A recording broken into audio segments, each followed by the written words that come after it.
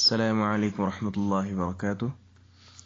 سوال ہے کہ ایک خاتون، اس کے خاوند فوت ہو چکے ہیں اور وہ عدت میں ہیں، اسکول ٹیچر ہیں اور اسکول والے ان دنوں چھٹی بھی نہیں دے رہے اور چھوٹے بچے ہیں، گھر کے اخراجات وغیرہ، یہ کس طرح پورے ہوں گے؟ کیا خاتون کے لیے اجازت ہے کہ وہ اسکول میں جا کر ٹیچنگ کر سکیں؟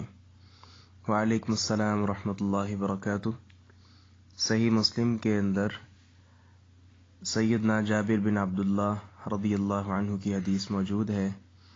فرماتے ہیں کہ میری خالہ کو طلاق ہوئی، یہ طلاق بائنہ جسے کہتے ہیں، اس کے بعد عدت ہوتی ہے۔ فارادت ان تجد نخلہا، انہوں نے اپنا جو باغ تھا کھجوروں کا، اس کا پھل لینا، کاٹنا، اس کے متعلق جو ہے کوشش کی۔ فزجرها رجل ان تخرج، تو ایک آدمی نے انہیں منع کیا، روکا، ڈانٹا کہ آپ باہر نہیں نکل سکتی عدت میں۔ لیکن وہ نبی کریم صلی اللہ علیہ وسلم کے پاس حاضر ہوئیں اور یہ سوال آپ کے سامنے رکھا تو آپ نے ارشاد فرمایا بلا فجدی نخلکی، اس میں کوئی حرج نہیں ہے، آپ اپنا جو پھل ہے اس کو لیں، کاٹیں۔ فإنک عسى ان تصدقی او تفعلی معروفا، کیونکہ امید ہے کہ آپ اس سے صدقہ بھی کریں گی اور اچھے کام بھی کریں گی۔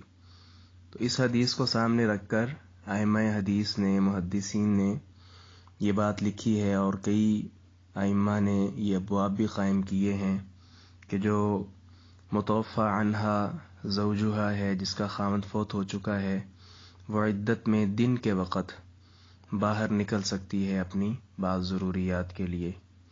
تو اس بہن کو بھی چاہیے کہ وہ بھی اسکول ٹیچنگ کریں دن کے وقت، تاکہ اس کے ساتھ ان کے جو گھر کا گزر بسر ہے وہ آسانی کے ساتھ ہو سکے۔ السلام علیکم ورحمۃ اللہ وبرکاتہ۔